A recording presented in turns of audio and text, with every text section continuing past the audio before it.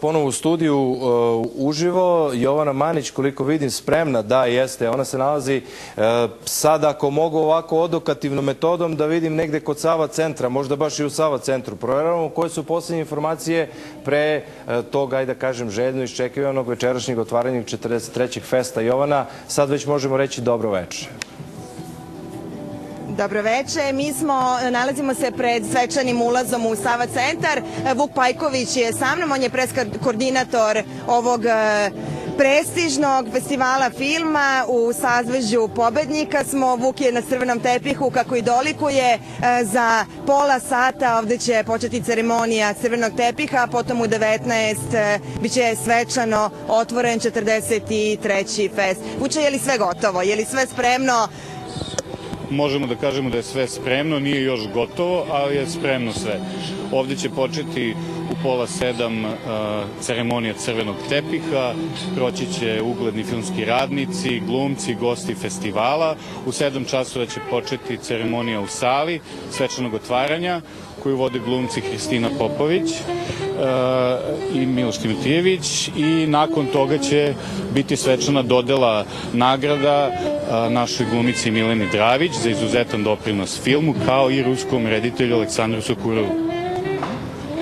Onda naredni dani. Šta su preporuke, recimo da ovako skockamo pitanje, ukoliko je budžet skroman, da imamo recimo 1.500 dinara kojih smo spremni da se odreknemo, šta su preporuke po vašem mišljenju filmova koje bi trebalo da ne propustimo kada je o ovom festu reč? Ono što bih sigurno preporučio je argentinski film Divlje priče, koji je odneo nagradu i na Oskarima, zatim premijera filma Ničije dete Vuka Rušumovića, koja je sutra na repertoaru u 7, oni su odneli nagradu u Veneciji, zatim sigurno ljudima poznat film Birdman, koji je isto odneo dosta nagrada na Oskarima, kao i Whiplash. Eto, to su na primjer 4 filma koje ljudi sa skromnim budžetom mogu da sebi priušte.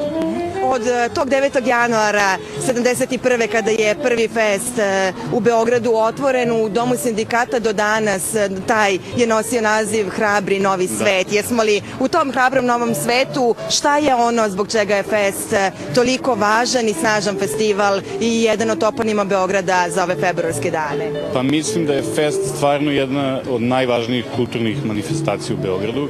Pored toga što ima preko 100.000 prodatih karata, to je podatak od prošle godine, ima i edukativni karakter, uslovno rečeno, gde ove godine možemo da vidimo filmove koji nisu toliko lako nabavljivi, da kažem, u programima kao što su Granice, Thrills and Kills i Microwave.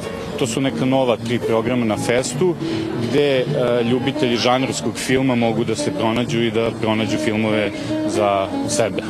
Mnogo hvala, želimo uspešan festival, nadamo se, odnosno sigurni smo da će tako i biti. Hvala vama, sve najbolje. Hvala. 4 miliona posetilaca već broji publika festa, 4.000 filmova je prikazano. U ovom turnusu na 43. biće prikazano negde oko 90 filmova, večeras od 19 sati, vrata Sava centra, ali i ostalih dvorana u Beogradu biće otvorena za sve filmofile i budite u sazvežđu pobednika.